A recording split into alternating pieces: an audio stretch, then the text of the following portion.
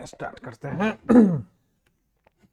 जय हिंद दोस्तों, स्वागत है एक बार फिर से आपके अपने YouTube चैनल स्टडी प्लेटफॉर्म में। दोस्तों आज की इस वीडियो में हम लोग सविनय अवज्ञा आंदोलन, गांधी इरविन समझौता एवं गोलमेज सम्मेलन से लेकर भारत छोड़ो आंदोलन एवं स्वतंत्रता एवं विभाजन से रिलेटेड जो सवाल इस बुक में दिए गए हैं उसको हम लोग कवर करेंगे। काफ़ी लेट हो गया है दोस्तों मुझे वीडियो अपलोड करने में, क्योंकि मैंने आपको बता रखा है कि ड्यूटी भी है और साथ ही साथ बीपीएससी मेंस जो है दोस्तों मेरा निकल चुका है, तो मैं अभी उसी का प्रिपेयर कर रहा हूं दोस्तों। साथ में मुझे ड्यूटी भी करना पड़ रहा है, तो थोड़ा लेट से वीडियो आ रहा है, इसके लिए सॉरी। लेकिन उम्मीद रखिए कि जो मैंने वादा आपसे किया है कि मैं परीक्षा तक जो है आपका जितना भी इसमें क्वेश्चन दिया गया है उसको मैं कवर करा दूंगा, तो मैं कवर करा दूंगा। आधुनिक भारत के इतिहास का जो सीरीज था वो लगभग अब खत्म ही होने वाला है, कुछ ही चैप्टर बच चुके हैं। इसके बाद हमारा हिस्ट्री का जो सेक्शन है वो पूरा कंप्लीट हो जाएगा। उसके बाद जो नेक्स्ट स्टार्ट हम लोग करेंगे वो होगा ज्योग्राफी। तो फिलहाल आज की इस वीडियो में हम लोग सविनय अवज्ञा आंदोलन से रिलेटेड, गांधी इरविन समझौता एवं गोलमेज सम्मेलन, भारत छोड़ो आंदोलन एवं स्वतंत्रता एवं विभाजन से रिलेटेड सवालों को देखेंगे। तो जिन लोगों ने अभी तक हमारे चैनल को सब्सक्राइब नहीं किया तो सब्सक्राइब कर ले, बेल आइकन को प्रेस कर ले, ताकि नई वीडियो की नोटिफिकेशन सबसे पहले आपको मिल सके। साथ ही साथ वीडियो पसंद आए प्लीज इस वीडियो को ज़्यादा से ज़्यादा लाइक करें और अपने दोस्तों के साथ इसे शेयर करना ना भूलें। और किन्हीं को वाईसीटी का बुक चाहिए तो उसका लिंक भी मैंने डिस्क्रिप्शन बॉक्स में दे दिया, आप वहाँ से जाकर इसको परचेज कर सकते हैं। और इसका पीडीएफ जो है दोस्तों मैं आपको अपने टेलीग्राम चैनल पर अपलोड कर दूंगा, आप वहाँ से जाकर इसको डाउनलोड कर सकते हैं। तो चलिए आज के फर्स्ट क्वेश्चन के साथ इस डिस्कशन की शुरुआत करते हैं। फर्स्ट हमारा क्वेश्चन है कि खुदाई खिदमतगार आंदोलन का नेतृत्व किसने किया। तो याद रखना है कि खुदाई खिदमतगार आंदोलन का नेतृत्व किसने किया था। राइट आंसर हो जाएगा खान अब्दुल गफ्फार खान ने। राइट आंसर हो जाएगा ऑप्शन बी। तो खुदाई खिदमतगार आंदोलन उत्तर पश्चिम सीमांत प्रांत में पश्तून स्वतंत्रता सेनानी अब्दुल गफ्फार खान के नेतृत्व में भारतीय उपमहाद्वीप पर ब्रिटिश कब्जे के खिलाफ एक अहिंसक आंदोलन था। यह आंदोलन गांधी जी के अहिंसात्मक आंदोलन से क्या था दोस्तों, प्रेरित था। ये खुदाई खिदमतगार आंदोलन की शुरुआत कब होता है, तो वर्ष 1929 में इसकी शुरुआत होती है दोस्तों। तो ये कुछ महत्वपूर्ण फैक्ट्स है इस क्वेश्चन से रिलेटेड जिसे आपको ध्यान में रखना है। नेक्स्ट है कि वर्धा में सत्याग्रह आश्रम को किसने स्थापित किया। तो याद रखना है कि वर्धा में सत्याग्रह जो आश्रम बनाया गया था या स्थापित किया गया था वो विनोबा भावे जी के द्वारा स्थापित किया गया था। राइट आंसर होगा डी। इंपॉर्टेंट फैक्ट्स देखते हैं। तो वर्धा में सत्याग्रह आश्रम की स्थापना आचार्य विनोबा भावे ने की थी। सविनय अवज्ञा आंदोलन के बाद के वर्षों में गांधी जी ने यहाँ काफी समय बिताया। इस आश्रम में बापू का दफ्तर, बापू की कुटी, बापू यहाँ पर लिखा गया बापू की शायद कुटी होगा यानी निवास स्थान आदि, निवास इत्यादि प्रमुख स्थल मिले हैं दोस्तों। नेक्स्ट है कि 5 मार्च 1931 को कौन सी महत्वपूर्ण घटना घटी। तो 5 मार्च 1931 को गांधी और इरविन के बीच समझौता होता है। गांधी जी और इरविन के बीच समझौता होता है। तो यह घटा था दोस्तों कब, 5 मार्च 1931 को। तो ऐतिहासिक गांधी इरविन समझौता 5 मार्च 1931 को महात्मा गांधी और तत्कालीन वायसराय लॉर्ड इरविन के बीच संपन्न हुआ। यह महत्वपूर्ण था क्योंकि यह पहली बार था जब गांधी जी और वायसराय बराबर के स्तर पर मिले थे। कुछ महत्वपूर्ण समझौते निम्नवत है कि क्या क्या इसमें समझौता हुआ था। जैसे पहला कि हिंसा के आरोपियों को छोड़कर सबको रिहा किया जाएगा, भारतीयों को नमक बनाने का अधिकार मिलेगा, कांग्रेस दूसरे गोलमेज सम्मेलन में भाग लेगी, कांग्रेस ब्रिटिश सामान का बहिष्कार नहीं करेगी, सविनय अवज्ञा आंदोलन स्थगित किया जाएगा। ये सब कुछ समझौते इसमें किए गए थे। नेक्स्ट कि प्रसिद्ध गांधी इरविन समझौता किस वर्ष हुआ था। तो गांधी इरविन समझौता हुआ था 1931 में। याद रखना है 5 मार्च 1931 को एग्जैक्ट डेट। नेक्स्ट कि ऑल इंडिया हरिजन संघ की स्थापना 1932 में किसके द्वारा की गई थी। तो ऑल इंडिया हरिजन संघ की स्थापना 1932 में याद रखना है महात्मा गांधी जी के द्वारा किया गया था। इसका उद्देश्य क्या था, तो अस्पृश्यता को मिटाना, हरिजन व दलितों का उत्थान करना, इसका क्या था दोस्तों, उद्देश्य था। नेक्स्ट है कि इनमें से किसने अप्रैल 1930 में वेदारण्यम सत्याग्रह का आयोजन किया था। इंपॉर्टेंट सवाल है कि 1930 में, अप्रैल 1930 में वेदारण्यम सत्याग्रह का आयोजन किसने किया था। राइट आंसर हो जाएगा सी, राजगोपालाचारी जी ने वेदारण्यम सत्याग्रह का नेतृत्व किया था। तो सविनय अवज्ञा आंदोलन के दौरान अप्रैल 1930 में सी राजगोपालाचारी ने प्रसिद्ध वेदारण्यम सत्याग्रह का आयोजन तमिलनाडु के, याद रखना, तंजावुर जिले के तिरुचिरापल्ली के से वेदारण्यम तक मार्ग का चयन किया था दोस्तों। किसने, सी राजगोपालाचारी जी ने। जैसे कि सविनय अवज्ञा आंदोलन प्रारंभ करने का निर्णय लिया गया। तो सविनय अवज्ञा आंदोलन प्रारंभ करने का जो निर्णय है लाहौर अधिवेशन जो कि कब हुआ था 1929 में, उसमें लिया गया। किसने अध्यक्षता की थी? तो पंडित जवाहरलाल नेहरू जी ने इसकी अध्यक्षता की थी। इसमें क्या होता है कि इसमें कांग्रेस कार्यकारिणी समिति के कहने पर गांधी जी द्वारा 6 अप्रैल 1930 को दांडी यात्रा के पूरी होने पर सविनय अवज्ञा आंदोलन का क्या किया गया था? सूत्रपात किया गया था। नेक्स्ट है कि तीनों गोलमेज सम्मेलनों में किसने भाग लिया था? तो तीनों गोलमेज सम्मेलनों में किसने भाग लिया था? तो डॉक्टर भीमराव अंबेडकर जी ने तीनों गोलमेज सम्मेलनों में भाग लिया था। राइट आंसर हो जाएगा सी। तो तीनों गोलमेज सम्मेलनों में डॉक्टर भीमराव अंबेडकर ने भाग लिया था। उल्लेखनीय कि साइमन कमीशन द्वारा 1930 में प्रस्तुत रिपोर्ट पर विचार करने के लिए लंदन में गोलमेज सम्मेलन का आयोजन किया गया था। 1930 से 32 के मध्य जो है 3 गोलमेज सम्मेलनों का आयोजन किया गया था। भारतीय राष्ट्रीय कांग्रेस ने केवल दूसरे गोलमेज सम्मेलन में हिस्सा लिया था, जिसका नेतृत्व किसने किया था? महात्मा गांधी जी ने किया था। नेक्स्ट है कि पूना समझौता कब हस्ताक्षरित किया गया था? तो पूना समझौता कब हस्ताक्षरित किया गया था, यानी इस पे सिग्नेचर कब किया गया था, ये सवाल पूछा गया।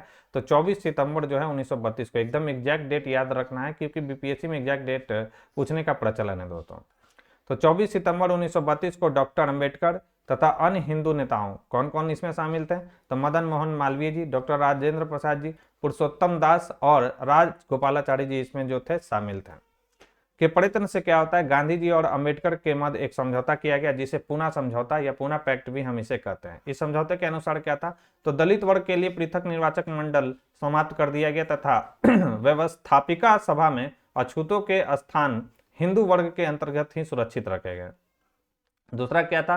प्रांतीय विधान मंडलों में दलित वर्गों के लिए 147 सीटें आवंटित की गई, जबकि सांप्रदायिक पंचायत में यह कितना था? उन्हें जो है 71 सीटें प्रदान किया गया था। केंद्रीय विधानमंडल में ब्रिटिश भारत के समान निर्वाचक वर्ग के लिए प्रदत्त 18% सीटें दलित वर्गों के लिए क्या किया गया दोस्तों? रिजर्व यानी आरक्षित किया गया था। तो ये कुछ महत्वपूर्ण फैक्ट्स हैं पूना पैक्ट से रिलेटेड जिसे आपको ध्यान रखना है। नेक्स्ट है कि पूना समझौते का उद्देश्य क्या था? तो पूना समझौते का उद्देश्य था दलित वर्गों को प्रतिनिधित्व देना।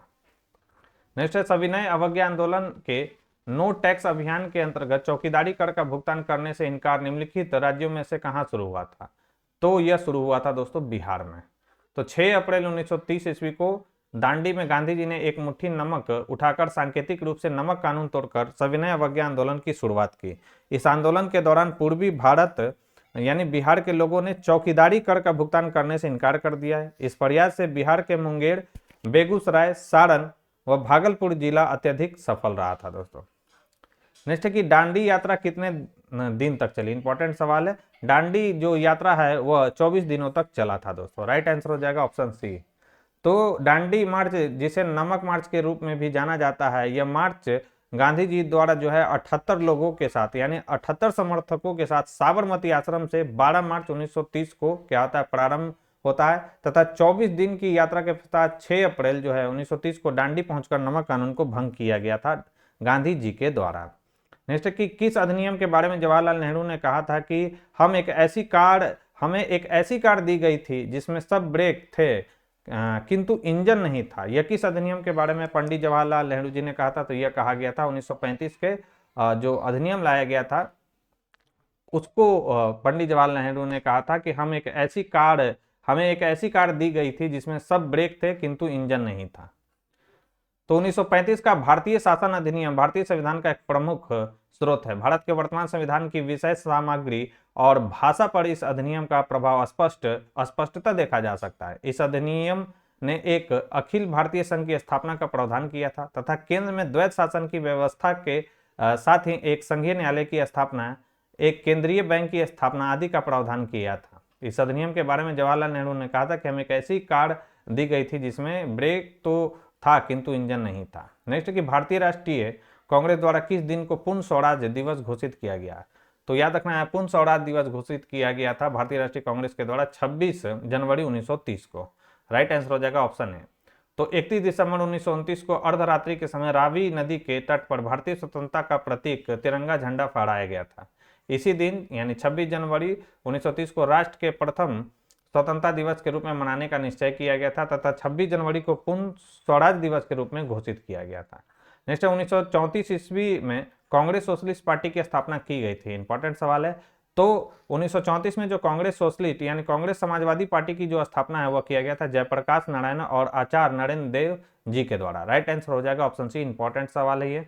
तो कांग्रेस समाजवादी दल भारत का एक राजनीतिक दल था जिसकी स्थापना 1934 में हुई थी। भारतीय समाजवादी नेता प्रथम महायुद्ध के बाद से ही समाजवाद का प्रचार कर रहे थे। आचार्य नरेंद्र देव, जयप्रकाश नारायण, मीनू मसानी और अशोक मेहता जैसे नेताओं ने अक्टूबर 1934 ईस्वी में बंबई में कांग्रेस समाजवादी पार्टी का क्या किया था दोस्तों, गठन किया था। इनका पूरा सभी का नाम याद रखना है, कौन कौन थे इसमें, आचार्य नरेंद्र देव, जयप्रकाश नारायण, मीनू मसानी और अशोक मेहता। कांग्रेस सोशलिस्ट पार्टी की पहली बैठक पटना में हुई, किस वर्ष हुई थी, यह सवाल पूछा गया। तो कांग्रेस समाजवादी पार्टी की पहली जो बैठक है पटना में हुआ था कब, 1934 ईस्वी में। राइट आंसर हो जाएगा बी।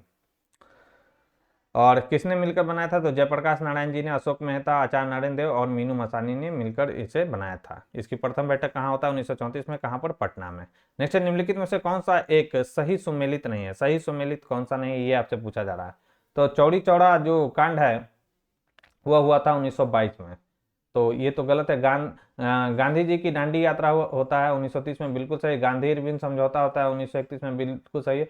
पूना पैक्ट जो होता है 1932 में होता है, याद रखना है, न कि 31 में। तो दो गलत है, तो इसका राइट आंसर हो जाएगा उपयुक्त में से एक से अधिक क्या है, सुमेलित नहीं है। तो ऑलरेडी हम लोग डिस्कस कर चुके हैं, आगे बढ़ते हैं। नेक्स्ट कि गांधी ने सविनय अवज्ञा आंदोलन का आह्वान किया था, तो यह किया था 1930 में। 12 मार्च से स्टार्ट होता है, 78 समर्थकों के साथ 24 दिनों तक चलता है। और मील पूछे कि कितना इन्होंने दूरी तय किया, तो याद रखना 240 मील, ये इंपॉर्टेंट है। और 5 अप्रैल को पूछेगा आपसे कि गांधी जी जो है डांडी कब पहुंचे थे, तो डांडी पहुंचे थे 5 अप्रैल को। नमक कानून को इनके द्वारा भंग किया गया था 6 अप्रैल 1930 को। जैसे और इसमें क्या क्या कार्यक्रम शामिल थे, तो गांव गांव में नमक कानून तोड़ा गया, छात्र सरकारी स्कूल और कर्मचारी सरकारी दफ्तर छोड़ दें, विदेशी कपड़ों को जलाया गया और सरकारी सेवाओं, शिक्षा केंद्रों एवं उपाधियों का बहिष्कार इसमें किया गया था। नेक्स्ट है, प्रथम गोलमेज परिषद के समय इंग्लैंड के प्रधानमंत्री कौन थे, तो प्रथम गोलमेज परिषद के समय इंग्लैंड के जो प्रधानमंत्री थे वो कौन थे, तो याद रखना है ये थे रैमजे मैकडोनाल्ड। राइट आंसर हो जाएगा ऑप्शन बी।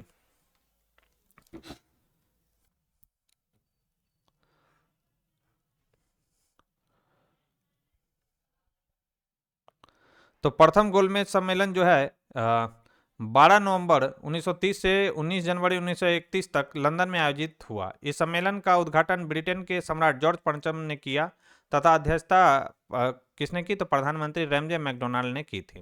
नेक्स्ट कि सविनय अवज्ञा आंदोलन की असफलता के बाद गांधी जी ने महत्व दिया, तो सविनय अवज्ञा आंदोलन की असफलता के बाद गांधी जी ने रचनात्मक कार्यक्रमों पर क्या किया था, महत्व इसको दिया था। तो सविनय अवज्ञा आंदोलन की असफलता के बाद गांधी जी ने रचनात्मक कार्यों को विशेष महत्व दिया, जैसे क्या था, तो हरिजनोत्थान, खादी, हिंदू मुस्लिम एकता तथा अछूतों का उन्मूलन इत्यादि। नेक्स्ट है, महात्मा गांधी दिसंबर 1931 में खाली हाथ कहां से भारत लौटे थे, याद रखना है लंदन से ये खाली हाथ 1931 में, दिसंबर 1931 में खाली हाथ लंदन से ये लौटे थे।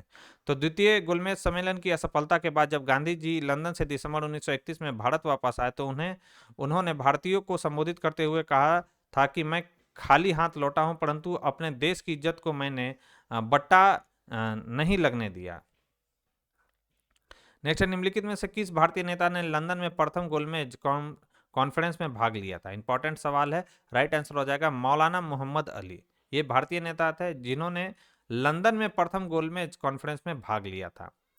तो प्रथम गोलमेज सम्मेलन हुआ था 12 नवंबर 1930 को लंदन में प्रारंभ हुआ था। इस सम्मेलन का उद्घाटन जो है तत्कालीन ब्रिटिश सम्राट जो थे जॉर्ज परचम ने किया था और प्रधानमंत्री रैमजे मैकडोनाल्ड ने सम्मेलन की क्या की थी, अध्यक्षता की थी। इस सम्मेलन में डॉक्टर भीमराव अंबेडकर, तेज बहादुर सप्रू, सभी का नाम याद रखना इंपॉर्टेंट है, मोहम्मद अली जिन्ना तथा मोहम्मद अली शामिल थे। कांग्रेस ने इस सम्मेलन में भाग नहीं लिया था दोस्तों। नेक्स्ट है कि लंदन में द्वितीय गोलमेज सम्मेलन की असफलता इनकी छत्र छाया में हुआ। तो लंदन में द्वितीय गोलमेज सम्मेलन की जो असफलता है वो गांधी इरविन गांधी समझौते से जो हुआ था। तो महात्मा गांधी और लॉर्ड इरविन के बीच जो है 5 मार्च 1931 को एक समझौता हुआ। इरविन ने महात्मा गांधी को कुछ आश्वासन दिया, जैसे सभी राजनीतिक बंदियों को तत्काल रिहा कर दिया जाएगा, आंदोलन के बाद जब्त संपत्ति उनके स्वामियों को वापस कर दिया जाएगा।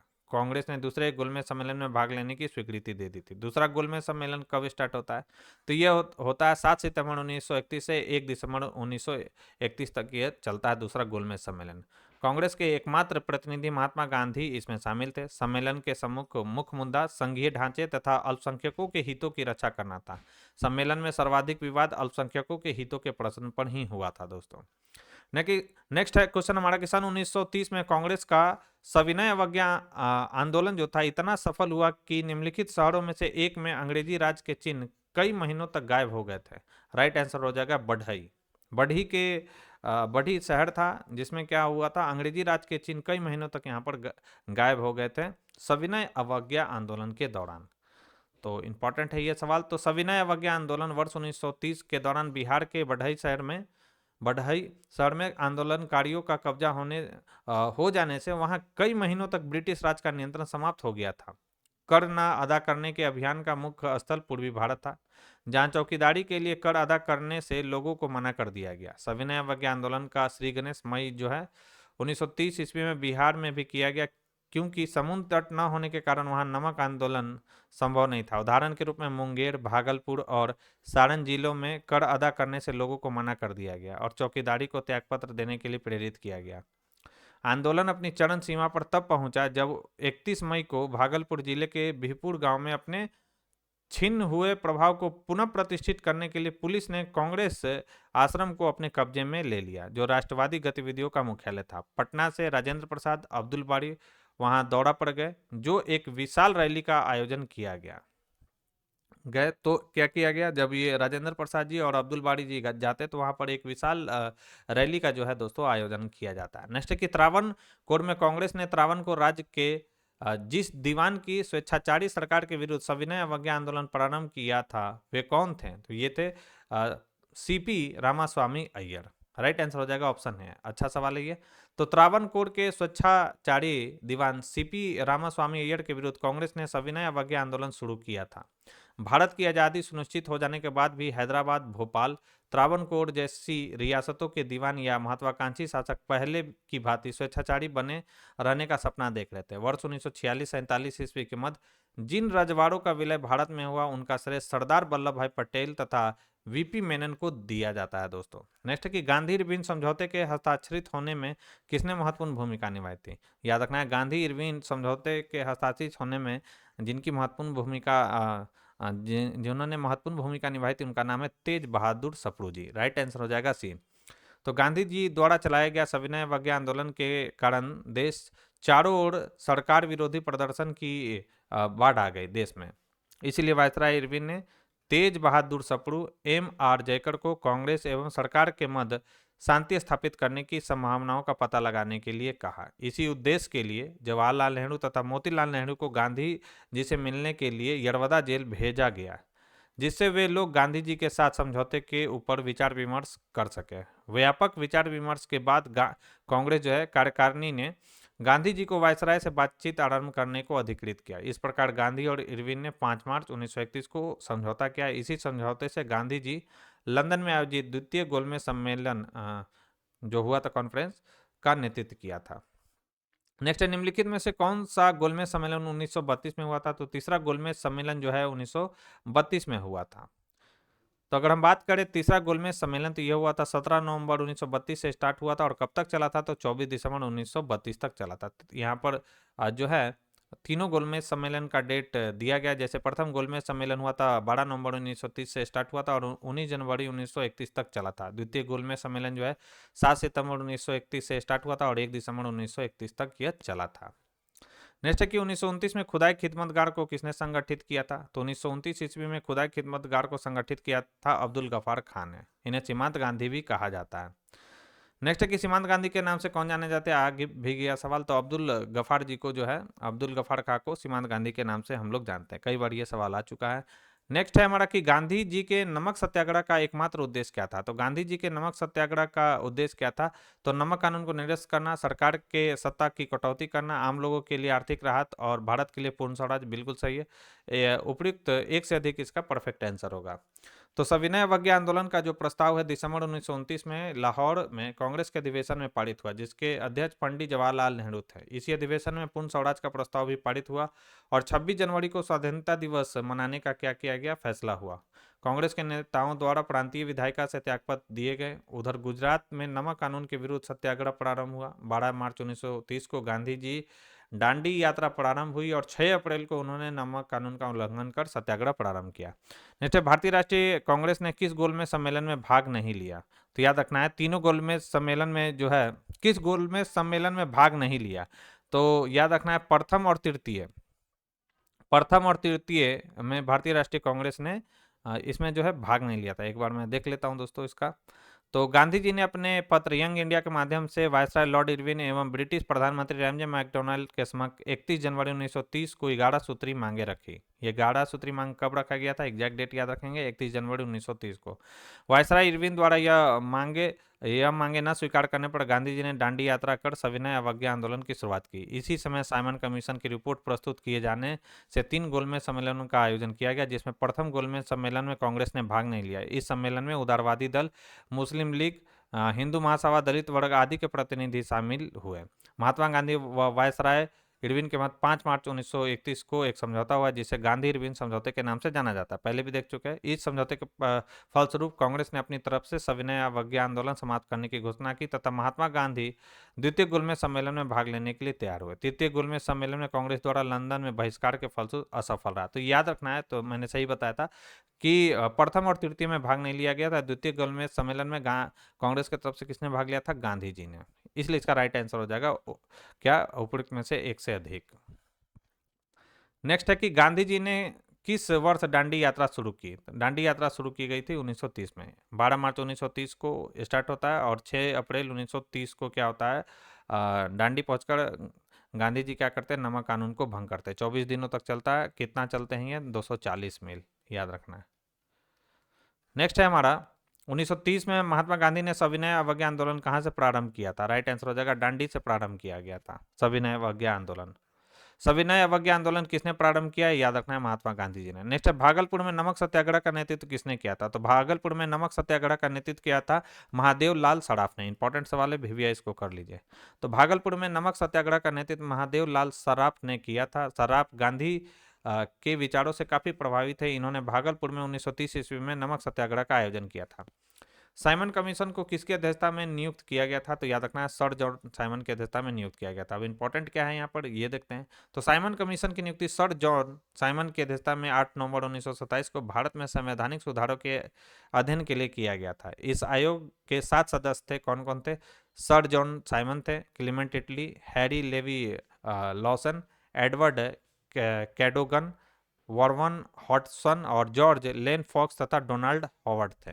जैसे कि यानी इसमें किसी भी भारतीय को शामिल नहीं किया गया था, इसलिए कांग्रेस के द्वारा जो है इसका बहिष्कार किया गया था। नेक्स्ट कि भारतीयों ने साइमन कमीशन का बहिष्कार क्यों किया? क्योंकि इसमें सभी सदस्य अंग्रेज थे और इसमें भारतीयों को प्रतिनिधित्व नहीं किया था, इसलिए भारतीयों ने साइमन कमीशन का क्या किया था? बहिष्कार किया था। आगे बढ़ते हैं हम लोग। तो याद रखना है, साइमन कमीशन जो है 1919 के एक्ट के तहत गठित साइमन कमीशन 3 फरवरी जो है 1928 को बंबई पहुंचा। तो ये जो गठित किया गया था साइमन कमीशन 1927 में गठित किया गया था, याद रखेंगे। साइमन कमीशन का गठन कब होता है? 1928 में। बंबई कब पहुंचता है? तो 3 फरवरी 1928 को ये बंबई पहुंचा था। और जिसका भारतीयों ने क्या किया था? विरोध किया था, क्योंकि इसमें किसी भी भारतीयों को शामिल नहीं किया गया था। साइमन कमीशन पहली बार भारत कब आया? तो यह आया था 1928 में। नेक्स्ट है, द्वितीय गोलमेज सम्मेलन किस प्रश्न पर असफल रहा? याद रखना, सांप्रदायिक प्रतिनिधित्व के प्रश्न पर द्वितीय जो गोलमेज सम्मेलन हुआ था वह असफल रहा था। आगे बढ़ते हैं हम लोग। और ये सांप्रदायिक जो निर्णय है इसे मैकडोनाल्ड निर्णय भी कहा जाता है। ये कब आया था? ये आया था 16 अगस्त 1932 को। बेगूसराय में चौकीदारी कर के विरोध आंदोलन एक हिस्सा था। याद रखना है, सविनय अवज्ञा आंदोलन का यह हिस्सा था। चलिए आगे बढ़ते हैं, जहाँ पे मुझे लगेगा इंपॉर्टेंट, क्योंकि काफ़ी ज़्यादा क्वेश्चन इसमें दिए गए, वहाँ पे मैं बता दूंगा। सांप्रदायिक अवार्ड एवं पुनः पैक्ट में क्रमशः दलित वर्ग के लिए कितनी सीटें दी गई थी? इंपॉर्टेंट सवाल है, भैया इसको कर लीजिए। तो सांप्रदायिक जो अवार्ड और पुनः पैक्ट हुआ था उसमें दलितों को जो है क्रमशः याद रखेंगे 71 एवं 147 सीटें दी गई थी।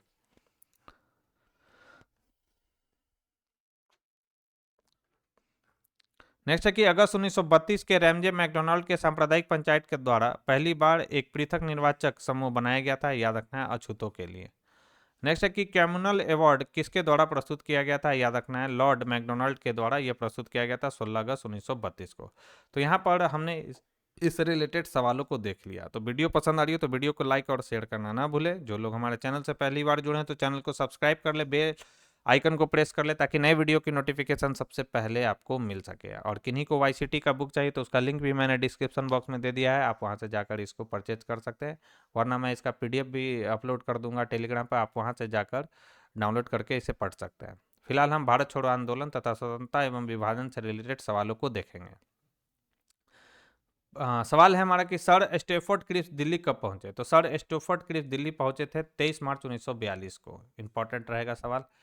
इंपॉर्टेंट क्या है इसमें, तो द्वितीय विश्व में मित्र राष्ट्रों की कमजोर हो रही स्थिति के कारण भारत का सहयोग प्राप्त करने के लिए ब्रिटेन ने क्रिप्स मिशन को भारत भेजा। 23 मार्च 1942 को क्रिप्स मिशन दिल्ली पहुंचा। एकदम एग्जैक्ट डेट याद रखना है, देख सकते हैं आप बीपीएससी में एकदम एग्जैक्ट डेट पूछने का प्रचलन है दोस्तों। कैबिनेट मिशन की अध्यक्षता किसके द्वारा की गई थी। तो कैबिनेट मिशन की जो अध्यक्षता है वह सर पैथिक लॉरेंस के द्वारा किया गया था। राइट आंसर हो जाएगा डी। कैबिनेट मिशन जो है 24 मार्च 1946 को दिल्ली आया। इसके अध्यक्ष कौन थे, तो भारत मंत्री लॉर्ड पैथिक लॉरेंस थे तथा अन्य 2 सदस्यों में कौन शामिल थे, तो स्टैफोर्ड क्रिप्स थे, नौसेना ये मंत्री थे, तथा एवी अलेक्जेंडर थे जो कि बोर्ड ऑफ ट्रेड के क्या थे दोस्तों, अध्यक्ष थे। ये इंपॉर्टेंट है। आजाद दस्ता की स्थापना किसने की है। तो आजाद दस्ता की स्थापना जयप्रकाश नारायण जी के द्वारा किया गया था। कब किया गया था, भारत छोड़ो आंदोलन के दौरान। सूरज नारायण सिंह के नेतृत्व में बिहार के मधुबनी जिले में संगठन की एक अलग स्वतंत्र परिषद की स्थापना की गई थी। इनका नाम याद रखना है, सूरज नारायण सिंह। नोआखली काल में महात्मा गांधी के सचिव कौन थे। तो नोआखली काल में महात्मा गांधी के सचिव थे प्यारेलाल। राइट आंसर क्या हो जाएगा, सी। नोआखली कहाँ पर है, बंगाल में। तो वहां पर क्या हुआ था, सांप्रदायिक दंगा हुआ था। और उस समय जो गांधी जी के सचिव थे, क्योंकि इन्होंने स्वयं दौरा किया था नोआखली का, कौन थे, प्यारेलाल जी थे। इन्होंने दांडी मार्च में भी महत्वपूर्ण भूमिका निभाई थी। नेक्स्ट की किस घटना की तुलना सुभाष चंद्र बोस ने नेपोलियन के इल्वा से पेरिस लौटने से की थी। राइट आंसर हो जाएगा महात्मा गांधी की नमक यात्रा को, जिसकी तुलना सुभाष चंद्र बोस जी ने नेपोलियन के इल्वा से पेरिस लौटने से की थी दोस्तों।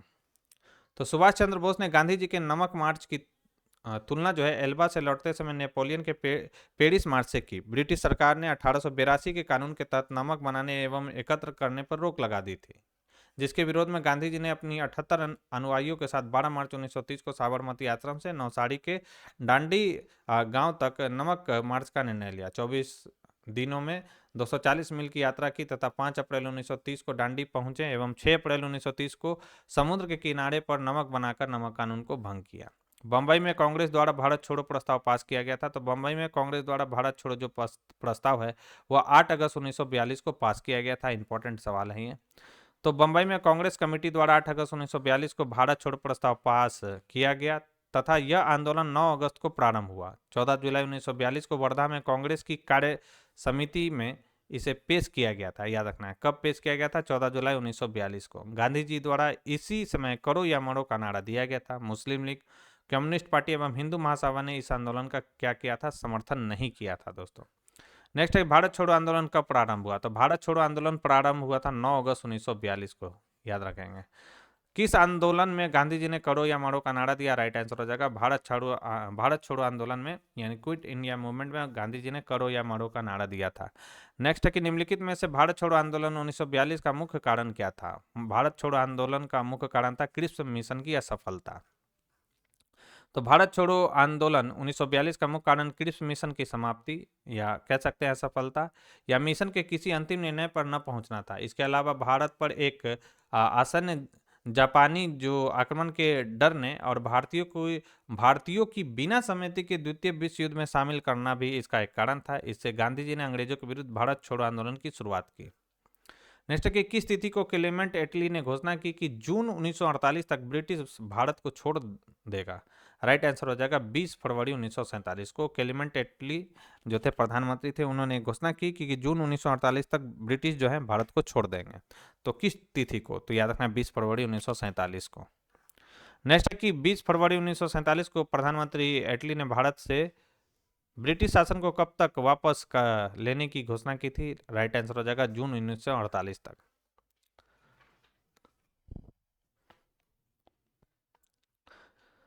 नेक्स्ट है कि 1942 में किसने भारत छोड़ो आंदोलन का आह्वान किया? राइट आंसर हो जाएगा महात्मा गांधी जी ने।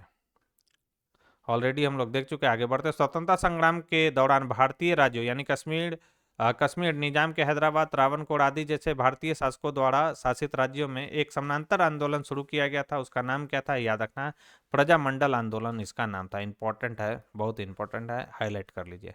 तो स्वतंत्रता संग्राम के दौरान जो है प्रजामंडल आंदोलन द्वारा भारतीय राज्यों कौन कौन थे? कश्मीर, निजाम के हैदराबाद के निजाम होगा, निजाम का हैदराबाद नहीं होगा, त्रावणकोर आदि जैसे भारतीय शासकों द्वारा शासित राज्यों में एक समानांतर आंदोलन शुरू किया गया था। प्रजामंडल भारत में ब्रिटिश शासन के दौरान भारतीय रियासतों की जनता के संगठन थे। 1920 में दशक में प्रजामंडलों की स्थापना तेजी से हुई। प्रजामंडल का अर्थ है जनता का समूह। भारतीय स्वतंत्रता संग्राम के बारे में निम्नलिखित में से कौन सा कथन सही नहीं है? कौन सा सही नहीं है? तो वर्ष 1921 में महात्मा गांधी को गिरफ्तार कर लिया गया था, यह स्टेटमेंट गलत दिया गया है। तो चौड़ी चौड़ा कांड के कारण गांधी जी ने असहयोग आंदोलन से हाथ खींच लिया, बिल्कुल सही है। गांधी जी ने अपना पहला प्रमुख सार्वजनिक भाषण जो है बनारस हिंदू विश्वविद्यालय में दिया था, ये भी बिल्कुल सही है। सारे इंपॉर्टेंट फैक्ट्स है दोस्तों, याद रखेंगे। ये सब कभी भी सवाल आपसे बनाकर पूछ सकता है, पूछ भी दिया है। तो अभी इंपॉर्टेंट फैक्ट देते हैं। तो 10 अप्रैल 1919 को अंग्रेजों द्वारा पहली बार गांधी जी को गिरफ्तार किया गया था। और पहला जो गांधी जी के द्वारा पहला प्रमुख सार्वजनिक भाषण जो है 1916 ईस्वी में बनारस हिंदू विश्वविद्यालय में दिया गया था। इनमें से किसने 1947 में भारत और पाकिस्तान के बीच अंतर्राष्ट्रीय सीमा खींचने के लिए स्थापित की गई 2 सीमा आयोग का नेतृत्व किया था? राइट आंसर हो जाएगा सिरिल रेडक्लिफ ने। नेक्स्ट है कि कैबिनेट मिशन निम्नलिखित में से किसके लिए भारत भेजा गया था? तो कैबिनेट मिशन जो भारत भेजा गया था, किसके लिए भेजा गया था? आइए देखते हैं इसका आंसर। तो याद रखना, एक राष्ट्रीय सरकार की स्थापना के लिए बिल्कुल नहीं है। सत्ता के हस्तांतरण के लिए एक संवैधानिक व्यवस्था तैयार करने के लिए बिल्कुल ये सही है। इसीलिए कैबिनेट मिशन 1946 में भारत आया था। पाकिस्तान के लिए जिन्ना की मांग के ब्यौरा पर काम करने के लिए नहीं, पाकिस्तान की मांग को अस्वीकार किया गया था कैबिनेट मिशन में। तो मार्च 1946 में पैथिक लॉरेंस की अध्यक्षता में कैबिनेट मिशन भारत को सत्ता हस्तांतरण के लिए एक संवैधानिक व्यवस्था तैयार करने के लिए भेजा गया। कैबिनेट मिशन 24 मार्च 1946 को दिल्ली पहुंचा था, जिसमें कुल 3 सदस्य शामिल थे। भारत सचिव पैथिक लॉरेंस, व्यापार बोर्ड के अध्यक्ष स्टोफर्ड क्रिप्स और नौसेना के प्रमुख कौन थे? तो ये थे एबी अलेक्जेंडर। नेक्स्ट है कि नवंबर 1942 में जयप्रकाश नारायण किस जेल से भाग निकले? याद रखना, हजारीबाग सेंट्रल जेल से ये भाग निकले थे नवंबर 1942 में। नेक्स्ट है कि भारत छोड़ो आंदोलन के दौरान इनमें से कौन हजारीबाग जेल से फरार हुए थे? राइट आंसर हो जाएगा जयप्रकाश नारायण जी। नेक्स्ट है कि भारत छोड़ो आंदोलन के दौरान बकरी का टापू में अखिल भारतीय आजाद दस्ता का गठन किसने किया था? राइट आंसर हो जाएगा जयप्रकाश नारायण जी ने। तो जयप्रकाश नारायण को ब्रिटिश भारतीय सीमा के बाहर नेपाल की तराई के बकरी का टापू में अंग्रेजों के खिलाफ गोरिल्ला युद्ध की तैयारी के दौरान 21 मई 1943 ईस्वी को ब्रिटिश हुकूमत के दबाव में नेपाल की पुलिस ने गिरफ्तार कर लिया। उनके साथ गिरफ्तार देशभक्तों में राम मनोहर लोहिया शामिल थे, याद रखेंगे इनका नाम। श्याम नंदन सिंह, बैद्यनाथ झा तथा कार्तिक प्रसाद सिंह इसमें शामिल थे। दोस्तों सभी का नाम इंपॉर्टेंट है, पूछा जाता है सवाल। इन सभी को गिरफ्तार कर हनुमान नगर पुलिस चौकी में बंद कर दिया गया। जयप्रकाश नारायण एवं अन्य साथियों की गिरफ्तारी के बाद आजाद दस्ता के अन्य सदस्यों ने सूरज नारायण सिंह के नेतृत्व में पुलिस चौकी पर धावा बोलकर उन्हें उन देशभक्तों को पुलिस के कब्जे से छुड़ा लिया। भारत के विभाजन को प्रथम बार डैश के द्वारा स्वीकार किया गया। राइट आंसर हो जाएगा माउंटबेटन योजना के साथ जो है भारत के विभाजन को प्रथम बार जो है माउंटबेटन योजना के द्वारा स्वीकार किया गया था। माउंटबेटन योजना कब आया? तो याद रखना है 3 जून 1947 को। नेक्स्ट है, इनमें से कौन 1946 ईस्वी में भारत भेजे गए कैबिनेट मिशन का एक सदस्य नहीं था? राइट आंसर हो जाएगा रैमजे मैकडोनाल्ड सदस्य नहीं थे। फरवरी 1946 में ब्रिटेन के प्रधानमंत्री एटली ने भारत में एक 3 सदस्यीय उच्च स्तरीय शिष्टमंडल योजना की घोषणा की। शिष्टमंडल में ब्रिटिश कैबिनेट के 3 सदस्य lord Pethick Lawrence, sir Stuart Cripps तथा एवी अलेक्जेंडर थे। 24 मार्च 1946 को लॉर्ड पैथिक लॉरेंस की अध्यक्षता में कैबिनेट मिशन भारत आए। इसके द्वारा निम्न प्रस्ताव किए गए, बहुत इंपॉर्टेंट है, अंतरिम सरकार का गठन किया जाएगा, भारत को स्वतंत्रता देने एवं नए संविधान के निर्माण हेतु आवश्यक सिद्धांत एवं उपाय इसमें सुझाए गए थे। नेक्स्ट है कि भारत छोड़ो आंदोलन का प्रस्ताव कहाँ पारित हुआ था। भारत छोड़ो आंदोलन का प्रस्ताव दोस्तों पारित हुआ था बंबई में, ऑलरेडी डिस्कस कर चुके हैं बहुत ज़्यादा। किस आंदोलन में गांधी जी ने करो मारो का नारा दिया? भारत छोड़ो आंदोलन में। नेक्स्ट है करो या मारो का नारा किसने दिया? महात्मा गांधी जी ने। क्रिप्स प्रस्ताव को एक टूटते हुए बैंक पर बाद की स्थिति का चेक के रूप में किसने वर्णित किया था? यह कहा था महात्मा गांधी जी ने, post dated cheque, Mahatma Gandhi ji ने यह स्टेटमेंट दिया था क्रिप्स प्रस्ताव को। नेक्स्ट है कि बांटो और छोड़ो का नारा किसने दिया था? बांटो और छोड़ो का नारा दिया था मोहम्मद अली जिन्ना ने। तो कब दिया था? तो कराची अधिवेशन 1943 में बांटो और छोड़ो का नारा दिया गया था। मोहम्मद इकबाल ने सारे जहां से अच्छा हिंदुस्तान हमारा लिखा था। नेक्स्ट है कि महात्मा गांधी द्वारा 1940 में प्रारंभ किए गए व्यक्तिगत सत्याग्रह के तीसरे सत्याग्रही कौन थे? तो तीसरे सत्याग्रही थे कौन थे? ब्रह्मदत्त थे। पहले कौन थे? विनोबा भावे। दूसरे कौन थे? जवाहरलाल नेहरू। और तीसरे कौन थे? तो याद रखना है ब्रह्मदत्त है, इंपॉर्टेंट है जो मैं बता रहा हूँ। चलिए आगे बढ़ते हैं हम लोग कि भारत छोड़ो आंदोलन के दौरान खुफिया रेडियो किसने प्रारंभ किया? तो खुफिया रेडियो प्रारंभ किया था भारत छोड़ो आंदोलन के दौरान उषा मेहता ने। तो बंबई के ग्वालियर टैंक में 8 अगस्त 1942 को आयोजित इस बैठक में भारत छोड़ो का प्रस्ताव पारित किया गया। भारत छोड़ो आंदोलन के दौरान उषा मेहता ने बंबई में भूमिगत जो है खुफिया रेडियो की स्थापना की। इसका नाम क्या था? द वॉइस ऑफ फ्रीडम रखा गया था। नेक्स्ट क्वेश्चन है कि 11 अगस्त 1942 को पटना शहर में भारत छोड़ो आंदोलन का किन्होंने मार्गदर्शन किया था? राइट आंसर हो जाएगा उपयुक्त में से एक से अधिक या उपयुक्त में से कोई नहीं। आइए देखते हैं किसने किया था मार्गदर्शन। तो 11 अगस्त 1942 को पटना शहर में भारत छोड़ो आंदोलन का नेतृत्व विद्यार्थियों ने किया था, इसलिए इसका राइट आंसर उपयुक्त में से कोई नहीं होगा। इस दिन पटना शहर की स्थिति काफी उत्तेजनापूर्ण थी। विद्यार्थियों के एक जुलूस ने सचिवालय भवन के सामने विधायिका की इमारत पर राष्ट्रीय झंडा फहराने की कोशिश की। पटना के जिलाधीश WG आर्चर के आदेश पर क्या होता है? पुलिस ने गोलियां चलाई जिसमें 7 विद्यार्थी मारे गए थे। जैसे कि क्रिप्स के प्रस्ताव ने वास्तव में हमें कुछ नहीं दिया। यदि हम प्रस्तावों को स्वीकार करते तो हमें भविष्य में पछताना पड़ता। युद्ध ने भारत को अपनी स्वतंत्रता प्राप्त करने का अच्छा अवसर प्रदान किया था। केवल एक वचन पर आधारित होने के कारण हम इसे खोना नहीं चाहिए। ये शब्द किसने लिखा था? यह शब्द लिखा था मौलाना अबुल कलाम आजाद जी ने। बहुत ही अच्छा सवाल पूछा गया, VVI कर लीजिए। कब भेजा गया था? मार्च 1942 में। नेक्स्ट कि किस घटना या किन घटनाओं ने ब्रिटिश प्रधानमंत्री क्लेमेंट एटली को सदमा पहुंचाया, जिसने घोषणा की कि ब्रिटिश साम्राज्यवाद की इमारत को एक बड़ा झटका लगा? याद रखना है किसने? तो शाही भारतीय जेल सेना का विद्रोह ने। यह भी इंपॉर्टेंट है, अच्छा सवाल ही है। तो शाही नौसेना के विद्रोह ने ब्रिटिश प्रधानमंत्री जो थे क्लेमेंट एटली को सदमा पहुंचाया। 18 फरवरी 1946 को रॉयल इंडियन नेवी के सिग्नल्स प्रशिक्षण संस्थान SMIS तलवार के गैर कमीशन अधिकारियों एवं सिपाहियों ने, जिन्हें रेटिंग्स कहा जाता था, विद्रोह कर दिया। चूंकि सेना की ब्रिटिश शासन का आधार थी, सेना ही जो थी ब्रिटिश शासन का आधार थी, ये लिखना चाहिए था। उसी ने विद्रोह कर दिया जिसके कारण ब्रिटिश शासन को गहरा आघात लगा। नेक्स्ट कि फ्रंटियर गांधी ने कहा था कि उन्हें और उनके आंदोलन को उन्होंने भेड़ियों के सामने फेंक दिया था। वो किसका जिक्र कर रहे थे? तो वो जिक्र कर रहे थे कांग्रेस नेतृत्व का।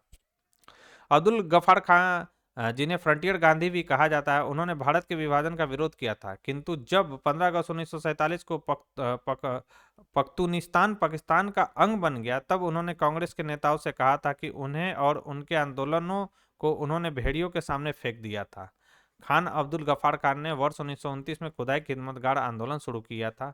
वर्ष 1987 में उन्हें भारत सरकार ने भारत रत्न से सम्मानित किया था।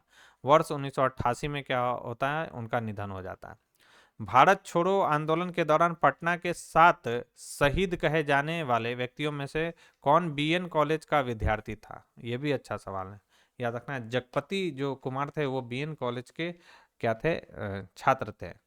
पटना भारत छोड़ो आंदोलन के दौरान जो 7 शहीद हुए थे पटना में, उसमें जो जगपति कुमार जी थे वो BN कॉलेज के क्या थे? विद्यार्थी थे। नेक्स्ट है कि अंतरिम सरकार में वित्त मंत्री कौन थे? तो अंतरिम सरकार में वित्त मंत्री थे लियाकत अली खान।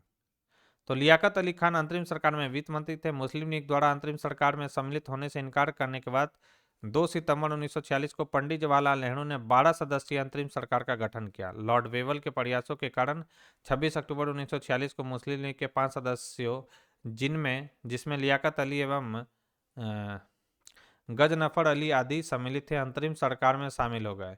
इस अंतरिम सरकार में पंडित नेहरू को कार्यकारी परिषद के उपाध्यक्ष या उपराष्ट्रपति का पद, सरदार पटेल को गृह मंत्रालय, सूचना एवं प्रसारण मंत्रालय, सरदार बलदेव सिंह को रक्षा मंत्री, राजेंद्र प्रसाद को खाद्य एवं कृषि मंत्री, अरुणा आसिफ अली को रेलवे एवं राजगोपालाचारी जी को शिक्षा मंत्रालय दिया गया था। बहुत ही इंपॉर्टेंट है, रट्टा इसको मार लीजिए। नेक्स्ट है कि वर्ष 1946 में अंतरिम सरकार का नेतृत्व किसने किया था? राइट आंसर हो जाएगा पंडित जवाहरलाल नेहरू जी ने। नेक्स्ट है 1946 में बनी अंतरिम सरकार में राजेंद्र प्रसाद के पास कौन सा विभाग था? खाद्य एवं कृषि विभाग इनके पास था। नेक्स्ट है कौन सी घटना सबसे पहले हुई थी? कृषि मिशन का आगमन जो हुआ था सबसे पहले हुआ था इसमें 14 जुलाई 1943 को। गवर्नर जनरल के पद पर लॉर्ड वेवल का आगमन जून कब हुआ था? 1943 में। कैबिनेट मिशन का आगमन हुआ था 24 मार्च 1946 को। नेक्स्ट हमारा सवाल है कि किसने स्वतंत्र भारत के प्रथम प्रधानमंत्री जवाहरलाल नेहरू का साहस और दूरदर्शिता के एक उत्कृष्ट नेता के रूप में अभिवादन किया था? राइट आंसर हो जाएगा लॉर्ड माउंटबेटन जी ने। नेक्स्ट है कि 1941 में व्यक्तिगत सविनय अवज्ञा की नीति के द्वारा युद्ध के प्रयासों का शांतिपूर्वक विरोध करने का निर्णय किसने लिया था? राइट आंसर हो जाएगा महात्मा गांधी जी ने यह निर्णय लिया था। तो कांग्रेस ने अगस्त प्रस्ताव के विरोध तथा युद्ध में अपने को अलग सिद्ध करने के लिए व्यक्तिगत सत्याग्रह प्रारंभ किया था। यह विचारधारा गांधी जी की थी। व्यक्तिगत सत्याग्रह 17 अक्टूबर 1940 ईस्वी को पवनार आश्रम, जो कि कहाँ पर है, महाराष्ट्र से शुरू किया गया। पहले सत्याग्रही विनोबा भावे थे। 17 दिसंबर 1940 को यह सत्याग्रह स्थगित कर दिया गया। 5 जनवरी 1941 ईस्वी को जवाहरलाल नेहरू ने पुनः प्रारंभ किया। इस आंदोलन को दिल्ली चलो आंदोलन भी कहा जाता है, याद रखेंगे।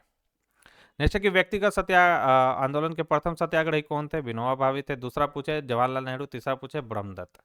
नेक्स्ट है कि 8 अगस्त 1942 को भारतीय इतिहास में महत्वपूर्ण था, तो याद रखना भारत छोड़ो प्रस्ताव के लिए यह जो है दिन जो है महत्वपूर्ण है इतिहास में। नेक्स्ट हमारा सवाल है कि पाकिस्तान का अलग राज्य आंदोलन का नेतृत्व किसने किया था? यह किया था मोहम्मद अली जिन्ना जी ने।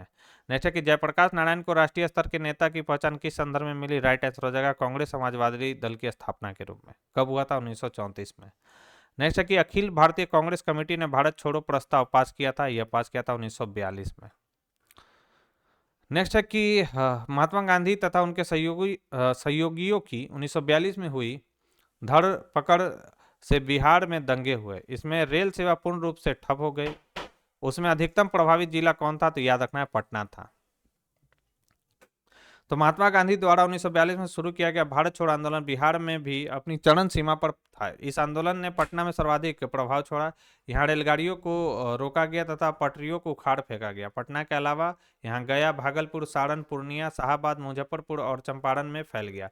16 अगस्त तक समस्त बिहार की गंगा घाटी में हिंसा फैल गई। इस आंदोलन में बिहार समेत पूरे देश में नेताओं के अभाव में जनता ने बढ़ चढ़कर क्या किया था? हिस्सा लिया था। नेक्स्ट है कि 6 जुलाई 1942 को वर्धा में महात्मा गांधी जी ने कांग्रेस की कार्यकारी समिति में अपने भारत छोड़ो आंदोलन की चर्चा की। तब उस समिति के अध्यक्ष कौन थे? तो उस समिति के अध्यक्ष थे मौलाना अबुल कलाम आजाद जी। नेक्स्ट है हमारा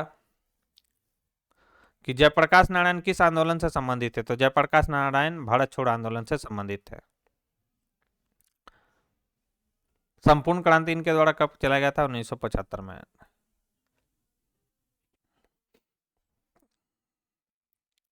और कौन कौन थे भारत छोड़ो आंदोलन से, उन्हें भी देख लेते हैं। जेल की 4 दीवारी से भागे थे भारत छोड़ो आंदोलन के समय, याद रखना है। हजारीबाग जेल में जयप्रकाश नारायण जी क्या थे। अच्युत पटवर्धन, अरुणा आसिफ अली तथा अन्य नेताओं के साथ भारत छोड़ो आंदोलन में अपनी सक्रिय भूमिका निभाए थे। नेक्स्ट है कि स्वाधीनता आंदोलन के दौरान महात्मा गांधी के करीबी अंग्रेज मित्र कौन थे? याद रखना है कौन थे। तो ये थे रेवरेंड चार्ली एंड्रयूज थे।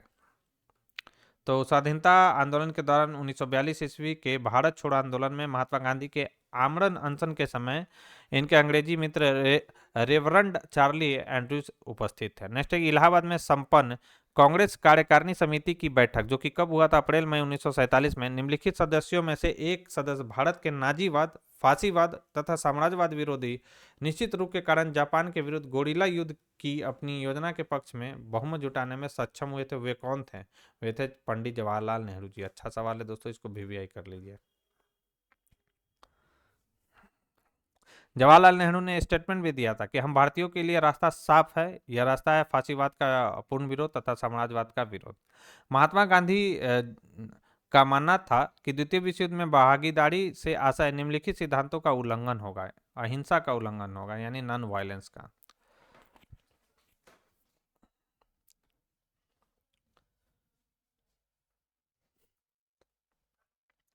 नेक्स्ट है कि अंग्रेजों द्वारा भारतीयों को 1947 में सत्ता हस्तांतरित किए जाने के समय कांग्रेस अध्यक्ष कौन थे? तो उस समय कांग्रेस अध्यक्ष थे जेबी कृपलानी थे। आजादी के समय कांग्रेस के अध्यक्ष कौन थे? जेबी कृपलानी थे।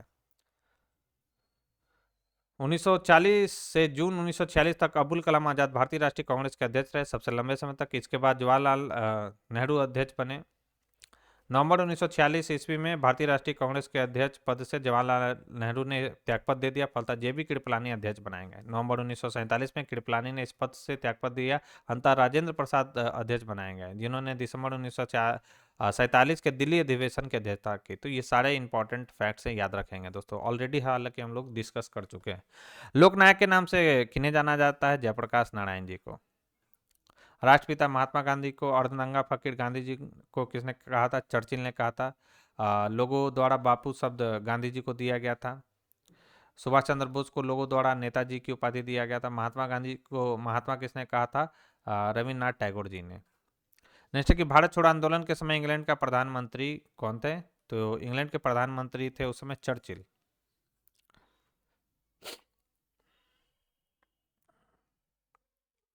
और याद रखना कि भारत की स्वतंत्रता के समय प्रधानमंत्री कौन थे? तो क्लेमेंट एटली थे। चैम्बरलेन 1937 से 1940 तक ब्रिटिश प्रधानमंत्री थे, चैम्बरलेन। मैकडोनाल्ड जो थे 1924 से 4 नवंबर 1924 तक तथा 1929 से 1935 तक ब्रिटेन के प्रधानमंत्री रहे थे। नेक्स्ट है कि ब्रिटिश प्रधानमंत्री जिनके कार्यकाल में के दौरान भारत ने स्वतंत्रता प्राप्त की, वो कौन थे? क्लेमेंट एटली थे। 1942 के आंदोलन में डॉक्टर राजेंद्र प्रसाद को किस जेल में कैद किया गया था? याद रखना, पटना के बांकीपुर जेल में इन्हें कैद किया गया था। हजारीबाग जेल में जयप्रकाश नारायण जी को। कैबिनेट मिशन भारत कब आया? कैबिनेट मिशन भारत आया था दोस्तों 24 मार्च 1946 को। मार्च 1946 कहीं पे नहीं, इसलिए उपयुक्त में से कोई नहीं इसका राइट आंसर होगा। राजेंद्र प्रसाद ने किसे पाकिस्तान का जन्मदाता माना? तो पाकिस्तान का जन्मदाता राजेंद्र प्रसाद जी ने माना था लॉर्ड मिंटो को। इंपॉर्टेंट सवाल है, वीवीआई कर लीजिए। नेक्स्ट है कि भारत छोड़ो आंदोलन की नायिका किसे कहा जाता है? भारत छोड़ो आंदोलन की नायिका कहा जाता है अरुणा आसफ अली जी को। राइट आंसर हो जाएगा सी। नेक्स्ट है हमारा कि 1946 में भारतीय नौसेना के नाविकों ने कहां विद्रोह किया था? यह विद्रोह किया गया था बंबई में। नौसेना विद्रोह की बात करें तो 18 फरवरी 1946 को बंबई में आईएनएस तलवार नामक जहाज के नौसैनिकों द्वारा किया गया था। 25 फरवरी 1946 को नौसेना के विद्रोहियों ने सरदार पटेल के दबाव में आकर समर्पण कर दिया था। नेक्स्ट 1940 के अगस्त प्रस्ताव में क्या प्रस्ताव रखा गया था? डोमिनियन स्टेट का प्रस्ताव इसमें रखा गया था अगस्त प्रस्ताव में। मार्च 1940 में रामगढ़ जो कि बिहार में आयोजित वार्षिक अधिवेशन में एक प्रस्ताव पारित कर सरकार ने कहा कि यदि वह केंद्र में अंतरिम सरकार गठित करे तो कांग्रेस द्वितीय विश्व युद्ध में सरकार का सहयोग कर सकती है।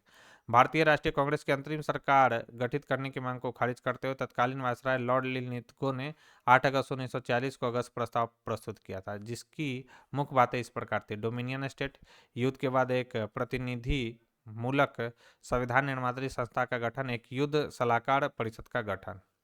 इंग्लैंड में लॉर्ड्स के सदन में भारतीय स्वतंत्रता विधेयक कब पारित हुआ था? यह पारित हुआ था 16 अगस्त 1947 को। इंपॉर्टेंट डेट है दोस्तों, याद रखेंगे कि इंग्लैंड में लॉर्ड्स के सदन में भारतीय स्वतंत्रता विधेयक कब पारित हुआ? 16 जुलाई 1947 को। और 18 जुलाई को क्या होता है? ब्रिटिश संसद ने भारतीय स्वतंत्रता विधेयक को क्या कर दिया था? पारित कर दिया था।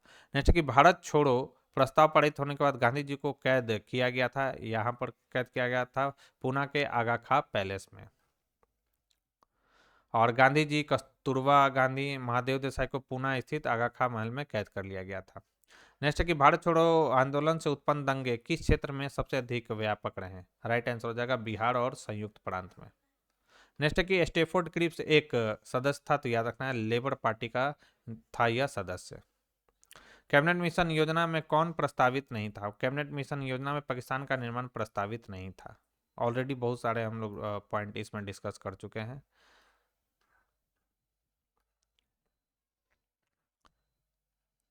हाँ, यहाँ पे कुछ इंपॉर्टेंट इस योजना के प्रमुख प्रस्ताव क्या था? तो भारतीय संघ का निर्माण करना, संविधान सभा के सदस्यों का निर्वाचन जनता के द्वारा प्रत्यक्ष रूप से होगा, यह भी बात कहा गया था कैबिनेट मिशन में। संघ सूची के अतिरिक्त अन्य सभी विषयों एक अवशिष्ट विषय प्रांतों का अधिकार होगा इसमें। भारतीय प्रांतों को अ, ब और स 3 वर्गों में विभाजित किया गया। 3 वर्गों के प्रांतों का अपना अपना प्रतिनिधित्व चुनने एवं प्रांतों के लिए संविधान बनाने का अधिकार होगा। शिष्टमंडल ने पाकिस्तान संबंधी मांग को स्वीकार नहीं किया। भारत की आज़ादी के समय ब्रिटेन में निम्नलिखित राजनीतिक पार्टियों में से कौन सी पार्टी थी? तो याद रखना लेबर पार्टी थे। कौन प्रधानमंत्री थे? क्लेमेंट एटली। वह कौन से कांग्रेस अध्यक्ष है जिसने क्रिप्स मिशन व लॉर्ड वेवल दोनों से वार्ताएं की? राइट आंसर हो जाएगा अब्दुल कलाम आजाद जी थे, जिन्होंने क्रिप्स मिशन व लॉर्ड वेवल दोनों से वार्ताएं की। इंपॉर्टेंट सवाल है। और 16 वर्ष की अवस्था में उन्होंने आज़ाद उपनाम धारण किया। इन्होंने अल नदवाह अल हिलाल, ये तो बार बार पूछा जाता है अल हिलाल किसकी रचना है, अल विलाल जैसे बहुत से समाचार पत्रों का प्रकाशन किया। 35 वर्ष की आयु में आज़ाद भारतीय राष्ट्रीय कांग्रेस के अध्यक्ष चुने गए। यह पद ग्रहण करने वाले वे सबसे कम आयु के थे। 1940 में वे अध्यक्ष पद पर चुने गए तथा जून 1946 तक इस पद पर बने रहे। अंततः उन्होंने क्रिप्स मिशन तथा लॉर्ड वेवल दोनों से वार्ताएं वार्ताएं कांग्रेस अध्यक्ष के रूप में की। तो यहाँ पर हम लोगों ने जो हमारा इस बुक में दिया गया था, यानी भारत छोड़ो आंदोलन तथा स्वतंत्रता एवं विभाजन से रिलेटेड सवालों को देख लिया। तो वीडियो पसंद आई हो दोस्तों आज की, तो वीडियो को लाइक और शेयर करना ना भूले। जो लोग हमारे चैनल से पहली बार जुड़े तो चैनल को सब्सक्राइब कर ले, बेल आइकन को प्रेस कर ले, ताकि नए वीडियो की नोटिफिकेशन सबसे पहले आपको मिल सके। और किन्हीं को वाईसीटी का बुक चाहिए, उसका लिंक भी मैंने डिस्क्रिप्शन बॉक्स में दे दिया है, आप वहाँ से जाकर परचेज कर सकते हैं। नहीं तो मैं इसका PDF अपलोड कर लूँगा, आप वहाँ से जाकर इसको पढ़ सकते हैं। तो आज के लिए बस इतना ही दोस्तों, थैंक यू।